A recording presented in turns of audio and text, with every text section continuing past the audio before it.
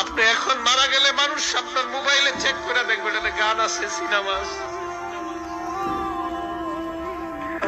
গান cinema mobile থেকে delete করে দেন, তওবা করেন।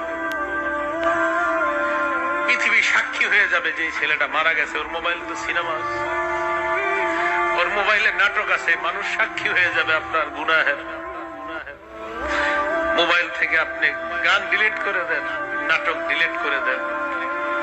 বন্ধুরা চাপ দিয়ে আমারে ফেসবুক খোলাইছিল, আমারে ফেসবুকে ইসলামী লেখালেখি করতাম।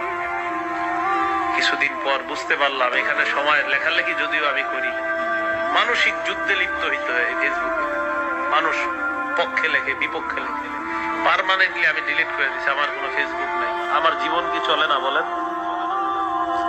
চলে, আগের চেয়ে ভালো চলতেছে।